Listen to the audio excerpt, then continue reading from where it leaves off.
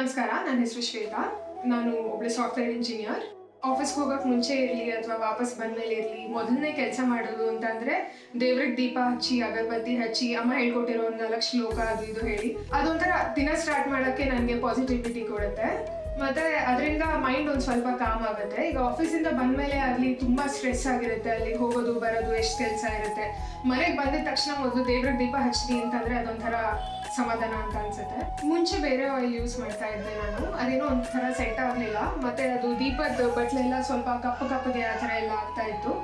ಆಮೇಲೆ ಯಾರೋ ಹೇಳಿದ್ರು ನನಗೆ ನಿರಂತರ ಆಯಿಲ್ ಯೂಸ್ ಮಾಡಿ ಅಂತ ಅಂದ್ಬಿಟ್ಟು. ನಿರಂತರ ಅನ್ನೋ ಥರನೇ ಅದು ಕಂಟಿನ್ಯೂಸ್ ಆಗಿ ಉರಿತಾನೆ ಇರುತ್ತೆ, ತುಂಬ ಹೊತ್ತಿಗೆ ಬರುತ್ತೆ.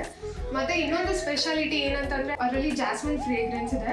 ಸಾಮಾನ್ಯ ನಮಗೆ ಜಾಸ್ಮಿನ್ ಫ್ರೇಗ್ರೆನ್ಸ್ ಅಂದರೆ ಒಂಥರ ತಲೆನೋವು ಕೊಡುತ್ತೆ, ತುಂಬ ಸ್ಟ್ರಾಂಗ್ ಸ್ಮೆಲ್ ಇರುತ್ತೆ. ಆದರೆ ಇದ್ರ ಸ್ಮೆಲ್ ನೋಡಿದ್ರೆ ಆ ಥರ ಅನ್ಸಲ್ಲ, ಸ್ವಲ್ಪ ಮೈಲ್ಡ್ ಇದೆ ಮತ್ತು ಕಾಮ್ ಅನ್ಸುತ್ತೆ. ಎಣ್ಣೆ ಹಚ್ಚಿದಾಗ ಅದ್ರ ಫ್ರೇಗ್ರೆನ್ಸ್ ನೋಡಿದ್ರೆ ಖುಷಿ ಆಗುತ್ತೆ. ಅದರಿಂದ ನಾನು ಯೂಸ್ ಮಾಡೋಕ್ಕೆ ಶುರು ಮಾಡಿದ್ಮೇಲೆ ಬೇರೆ ಯಾವುದಕ್ಕೂ ಹೋಗಬೇಕು, ಸ್ವಿಚ್ ಮಾಡಬೇಕು ಅಂತ ಅನ್ನಿಸ್ಲೇ ಇಲ್ಲ ನನಗೆ.